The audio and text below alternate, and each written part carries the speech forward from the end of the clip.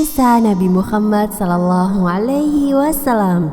Kisah Daksur yang hendak membunuh Rasulullah Sallallahu Alaihi Wasallam. Pada bulan Muharram tahun 3 Hijriah, Rasulullah Sallallahu Alaihi Wasallam memimpin langsung pasukan sebanyak 450 orang untuk menghadapi dua bani suku Ghatafan, yakni Bani Tha'labah dan Bani Muharib. Beberapa hari sebelumnya, suku Ghatafan telah membuat onar di pinggiran kota Madinah. Mereka merampok dan melakukan berbagai kejahatan yang meresahkan umat muslimin dan penduduk sekitar yang ingin keluar masuk kota Madinah. Tinggalkan semua harta benda itu, atau jika tidak, kau akan menerima akibatnya. Ampun Tuan, silakan ambil semua harta ini. Tapi jangan lukai diriku Tuan. Biarkan aku pergi. Aku hanya seorang musafir yang hendak mengunjungi keluargaku di Madinah. Baiklah, kalau begitu kau boleh pergi. Terima kasih Tuan. Hei Daksur, kenapa kau lepaskan orang itu begitu saja? Kenapa tidak kau bunuh saja dia? Aku hanya tak ingin mengotori tanganku saja. Lagian lihatlah semua harta-harta ini. Semua sudah cukup membuatku sangat senang hari ini. Suku Ghatafan telah begitu terlena menikmati kejahatan mereka hingga salah seorang dari mereka datang melapor. Aku dengar seorang pemimpin mereka yang bernama Muhammad sedang bergerak kemari dengan 450 orang pasukan. Celakalah kita. Sebaiknya sekarang kita harus segera naik ke bukit dan bersembunyi di sana. Suku Ghatafan yang telah mengetahui kedatangan Rasulullah Shallallahu Alaihi Wasallam dan pasukan muslimin segera lari tunggang langgang karena ketakutan. Mereka bersembunyi di atas bukit yang sebenarnya tak begitu jauh dan juga tak begitu tinggi dari lokasi mereka sebelumnya.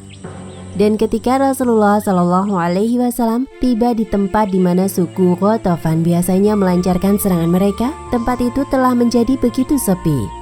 Sepertinya mereka telah meninggalkan tempat ini.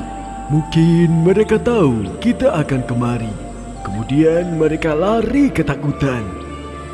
Lalu atas perintah Rasulullah Shallallahu Alaihi Wasallam, kaum muslimin kemudian mendirikan perkemahan di tempat tersebut yang juga tak jauh dari sumber mata air. Tempat itu bernama Zi Amr, yang kelak peristiwa ini dikenal dengan nama Ghazwah Ghatafan atau Zi Amr. Ghazwah memiliki arti sebagai peperangan yang dipimpin langsung oleh Rasulullah Shallallahu Alaihi Wasallam. Namun meskipun peristiwa ini bernama Ghazwah Ghatafan, pada saat itu tidak terjadi pertempuran sama sekali. Rasulullah Shallallahu Alaihi Wasallam dan pasukan Muslim telah berkemah selama sebulan penuh hingga akhirnya bulan Safar. Hal tersebut beliau lakukan agar dapat memberi peringatan kepada suku-suku yang selama ini sering melakukan perampokan dan kejahatan lainnya, agar mereka takut dan tak ingin melakukan kejahatan lagi. Hingga pada suatu ketika, di mana pada hari itu hujan turun dengan derasnya dan pakaian Rasulullah hampir menjadi basah. Beliau pun berlari ke bawah sebuah pohon untuk berteduh. Rasulullah yang sedang sendirian itu diketahui oleh salah seorang dari suku Ghatafan yang bersembunyi tak jauh dari sana. Ia pun segera berlari ke bukit untuk melapor kepada saudara-saudaranya. Bukit yang menjadi persembunyian Ghatafan tidaklah begitu tinggi, sehingga seseorang yang menyaksikan Rasulullah tadi dapat segera tiba dan melapor. Hai, sebaiknya kalian perlu tahu berita besar ini. Ada kabar apa yang kau bawa? Tadi aku lihat di bawah sana, Muhammad itu sedang sendirian. Ini adalah kesempatan bagus untuk membunuhnya, kan? Sesaat setelah mendengar berita itu, sebagian besar suku Ghatafan hanya terdiam. Tidak ada satupun di antara mereka yang berani berhadapan langsung dengan Rasulullah Shallallahu Alaihi Wasallam. Namun tidak bagi salah satu pemimpin mereka, yaitu Daksur. Jika kalian tidak ada yang berani, maka biarkan aku saja yang membunuhnya. Maka Daksur pun kemudian mempersiapkan pedangnya yang paling tajam dan berjalan menuju tempat di mana Rasulullah berteduh. Ketika tiba di pohon tersebut, Daksur segera menghunuskan pedangnya di atas kepala Rasulullah. Kala itu Rasulullah sedang tertidur, namun meskipun fisiknya tampak terlelap, tetapi batin beliau terus berzikir kepada Allah sehingga Rasulullah dapat dengan segera sadar dan membuka matanya.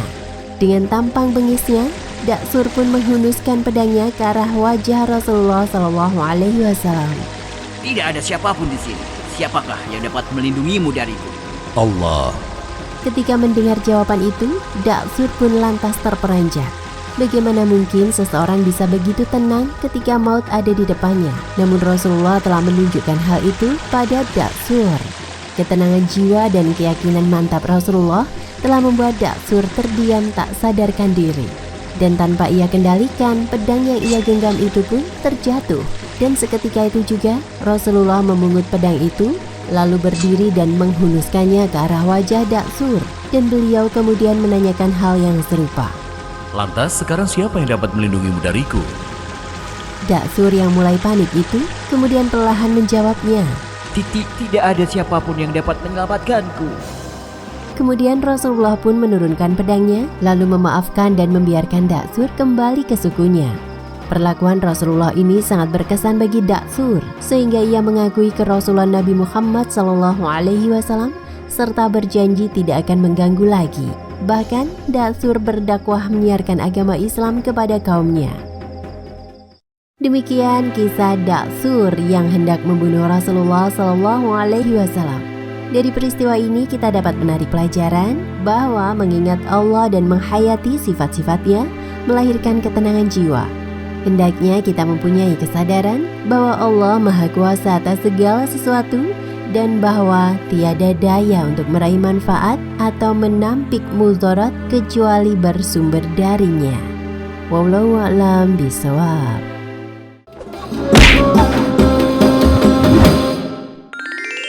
Kisah sahabat Nabi Sumamah bin Usal.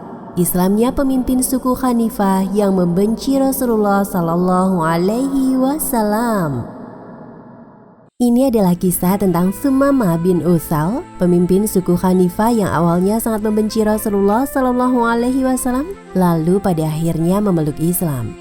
Setelah terjadinya kesepakatan perjanjian Hudaibiyah pada tahun 6 Hijriah antara Nabi Muhammad SAW dengan kalangan kaum Quraisy Mekah, mulailah babak baru dalam perjalanan dakwah yang dilakukan oleh Rasulullah SAW. Untuk memperluas dakwahnya, Nabi Muhammad SAW mengirim surat kepada raja-raja dan penguasa Arab di berbagai wilayah. Surat tersebut berisi ajakan untuk beriman kepada Allah dan Rasul-Nya, menjelaskan tentang Islam dan mengajak memeluk Islam. Salah satu penguasa yang mendapat surat dari Rasulullah SAW adalah Sumamah bin Usal. Sumamah merupakan salah seorang pembesar Bani Hanifah yang terpandang. Ia juga salah seorang raja dari Yamamah yang perintahnya selalu ditaati. Suku Hanifah merupakan suku besar yang mensuplai bahan pangan untuk masyarakat Mekah. Suku Hanifah berasal dari pecahan suku kabilah Bani Bakr bin Wa'il. Suku ini hidup di wilayah Yamamah, wilayah yang saat ini berada di sekitar kota Riyadh. Selain itu, kota utama mereka Al-Hajar merupakan pusat perdagangan dan pertemuan dari 3 jalur kafilah dagang. Mata pencaharian utama masyarakat suku Hanifah adalah pertanian dan perkebunan, karena mereka mempunyai banyak mata air. Jumlah penduduknya besar dan perekonomiannya sangat kuat, sehingga menjadi salah satu suku yang berpengaruh di Jazirah Arab pada masa itu. Ketika Sumamah menerima surat dari Rasulullah SAW, ia menolak dan meremehkannya. Ia tidak mau mendengarkan dakwah kebenaran dan kebaikan Islam yang sampai kepadanya. Bahkan Sumamah pernah berniat untuk membunuh Rasulullah SAW. Namun Allah Subhanahu wa Ta'ala melindungi Rasulullah SAW, sehingga Sumamah mengurungkan niat jahat tersebut. Akan tetapi Sumamah masih bertekad untuk membunuh para sahabat Rasulullah. Akhirnya ia berhasil menangkap beberapa orang sahabat dan membunuhnya. Suatu saat Sumamah berniat untuk melakukan umrah. Pada zaman jahiliyah sudah ada umrah, meskipun dengan cara-cara jahiliyah. Ia berangkat dari Yamamah menuju ke Mekah. Jalur perjalanan dari Yamamah ke Mekah harus melewati kota yang berada dekat dengan Madinah. Bersamaan dengan itu, Nabi Muhammad SAW mengirimkan pasukan untuk mengawasi perbatasan Madinah karena khawatir ada pihak musuh yang hendak menyusup ke Madinah. Saat Sumamah berada di tengah perjalanan dekat dengan Madinah, ia ditemukan oleh pasukan Rasulullah. Pasukan mencurigai Sumamah karena ia adalah orang asing di daerah tersebut. Kemudian pasukan Muslim menangkap Sumamah. Meskipun tidak mengenal Sumamah, mereka langsung menawan Sumamah lalu membawanya ke Madinah. Kemudian mereka mengikat Sumamah bersama dengan tawanan lainnya di masjid. Mereka mengikat para tawanan sambil menunggu kedatangan Rasulullah SAW untuk memberi keputusan. Ketika Rasulullah SAW pergi ke masjid dan hendak masuk ke dalam, ia melihat Sumamah terikat di sebuah tiang. Lalu beliau bertanya pada pasukannya, "Apakah kalian tahu siapakah orang yang kalian tawan itu?" Kami tidak mengenalnya, ya Rasulullah. Itu adalah Sumamah bin Usal al-Hanafi, seorang kepala suku Hanifah. Bersikap baiklah terhadapnya. Para sahabat memperlakukan para tawanan dengan baik, termasuk Sumamah. Rasulullah meminta keluarganya untuk mengumpulkan makanan lezat yang dimiliki dan menghidangkannya kepada Sumamah.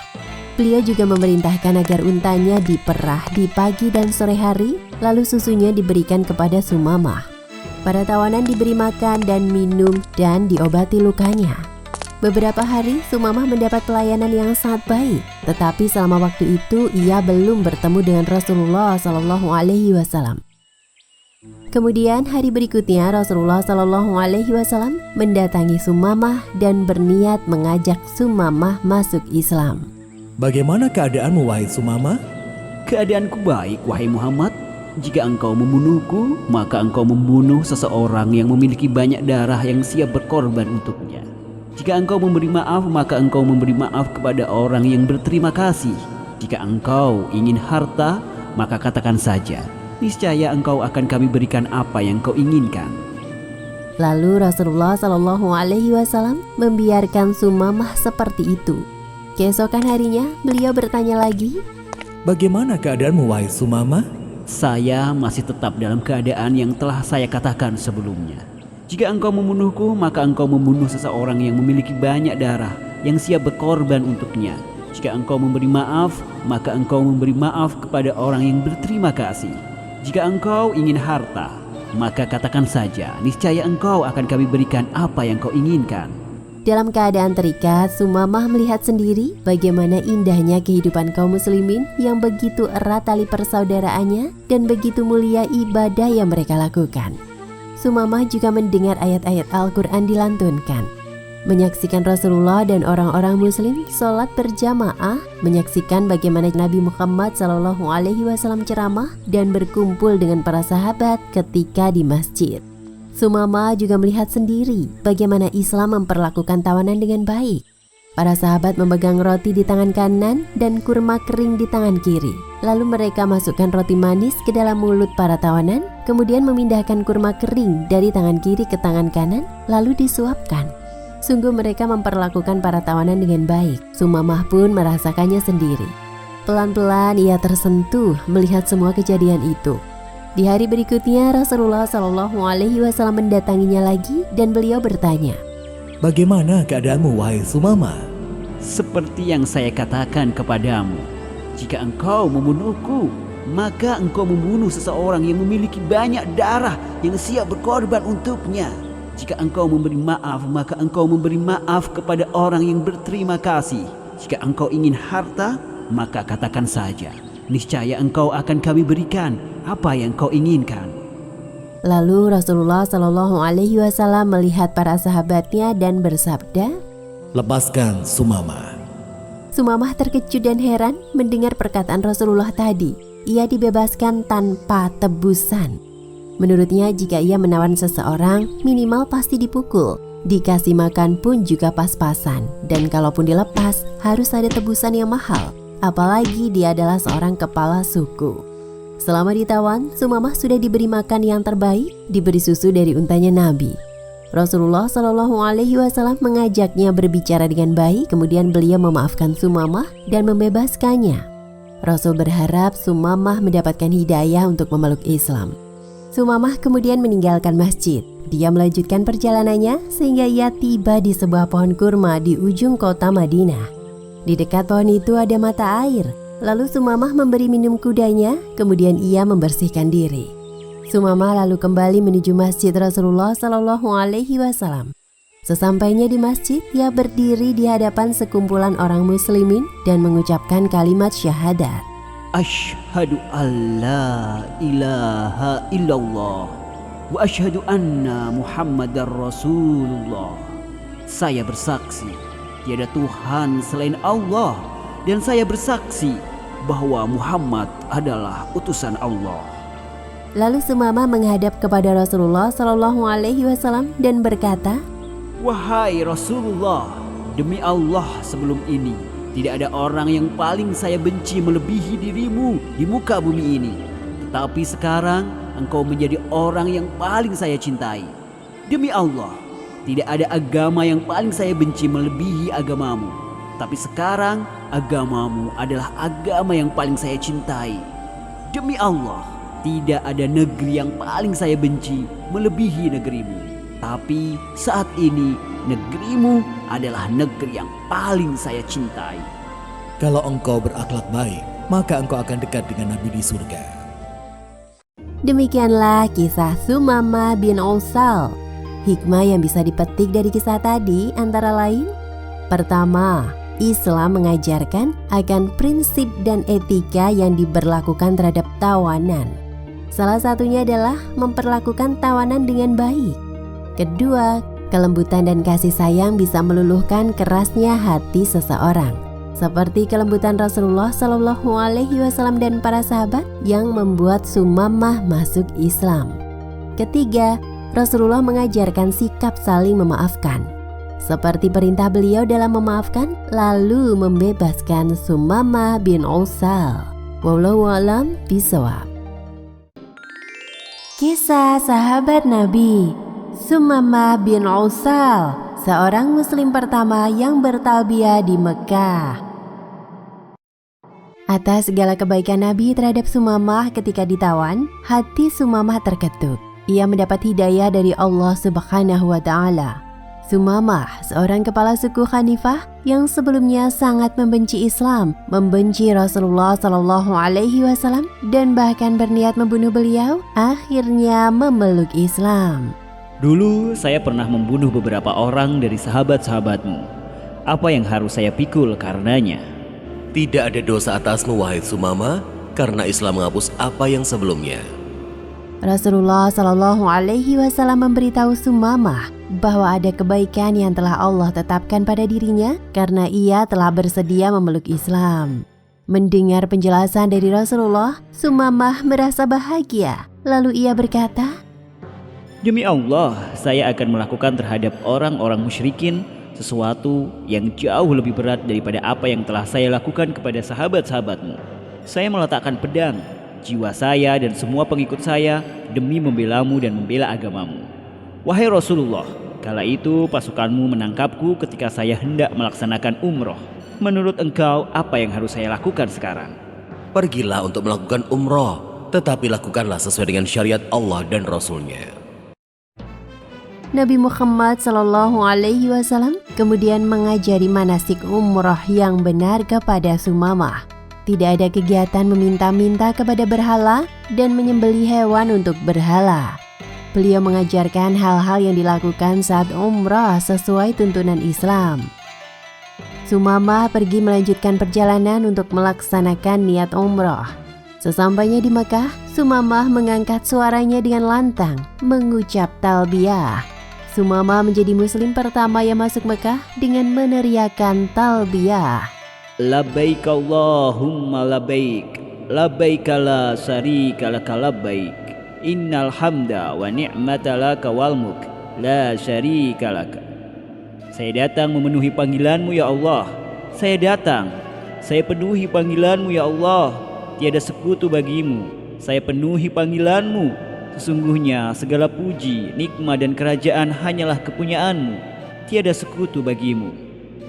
Orang-orang Quraisy mendengar suara talbiyah itu. Mereka menyadari bahwa kalimat itu bukan berasal dari kaumnya, melainkan dari kaum muslimin.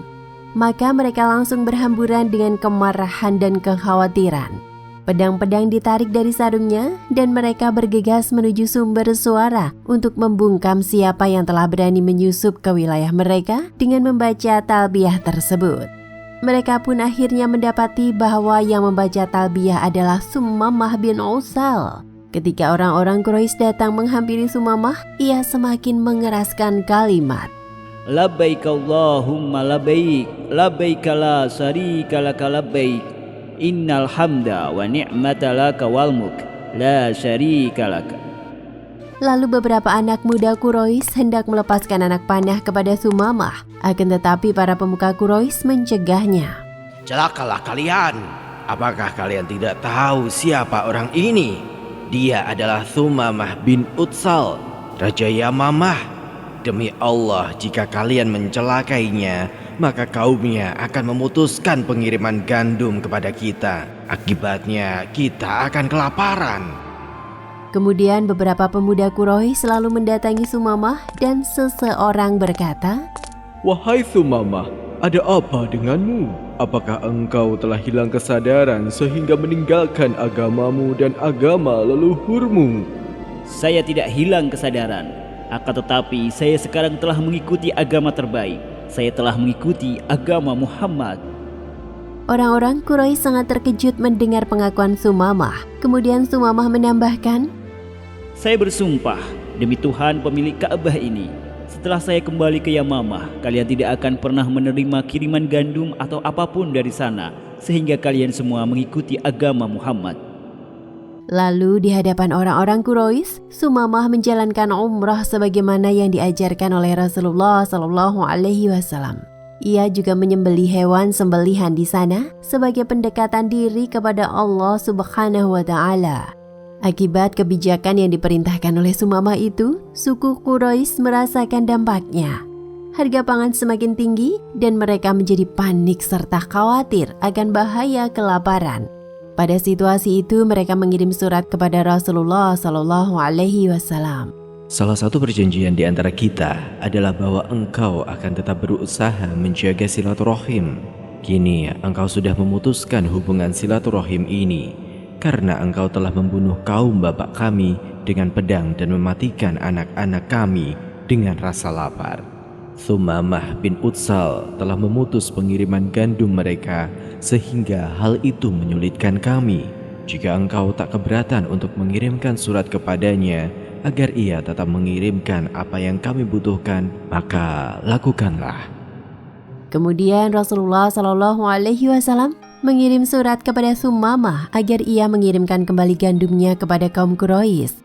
Sumamah pun melaksanakan apa yang Rasulullah SAW perintahkan. Sejak memeluk Islam, selama hidupnya Sumamah senantiasa memelihara agama Islam dan menjaga janjinya kepada Rasulullah SAW. Ia jalankan perintah Allah dan Rasul-Nya. Bahkan dengan Islamnya Sumamah, banyak dari kaumnya juga ikut masuk Islam. Setelah Rasulullah SAW wafat, banyak dari kalangan bangsa Arab yang keluar dari agama Allah, baik secara sendirian maupun berjamaah. Ada seorang yang mengaku sebagai nabi pada masa Nabi Muhammad SAW masih hidup hingga ajarannya berkembang sampai Rasulullah wafat. Ia adalah Musailamah bin Habib atau dikenal dengan nama Musailamah al-Kazab yang artinya Musailamah si pembohong. Ia berasal dari suku Hanifah. Musailamah mengajak suku Hanifah untuk beriman kepadanya. Sumamah yang mengetahui hal tersebut kemudian berkata kepada kaumnya, Wahai Bani Hanifah, hati-hatilah kalian dengan urusan kegelapan yang tiada cahaya di dalamnya ini. Ketahuilah, demi Allah, ini merupakan bencana bagi orang di antara kalian yang mau mengikutinya. Ia juga merupakan bencana bagi orang yang mentaatinya. Wahai Bani Hanifah, sesungguhnya Muhammad adalah Rasulullah dan tidak ada nabi sesudahnya, dan juga tidak ada nabi yang diutus bersamaan dengannya. Lalu Sumamah membacakan surat Al-Ghafir ayat 1 hingga 3. Hamim. Kitab ini Al-Quran diturunkan dari Allah yang Maha Perkasa, Maha Mengetahui, yang mengampuni dosa dan menerima taubat dan keras hukumannya, yang memiliki karunia. Tidak ada Tuhan selain Dia, hanya kepadanya lah semua makhluk kembali. Sumamah kemudian bersama kaumnya yang masih memeluk ajaran Islam menghindar dari ajaran sesat yang dibawa oleh Musailamah. Dia bersama kaumnya berperang melawan orang-orang yang telah keluar dari ajaran Allah dan Rasul-Nya demi menegakkan Islam di muka bumi. Demikian kisah Sumamah bin Usal. Hikmah yang bisa diambil dari kisah tadi antara lain, hendaknya kita berani mengungkapkan kebenaran, seperti halnya sikap Sumamah yang berani melakukan umrah secara islami di hadapan orang-orang kafir Quraisy dan berani mengingatkan kaumnya akan kebohongan Musailamah. Wallahu a'lam bishawab.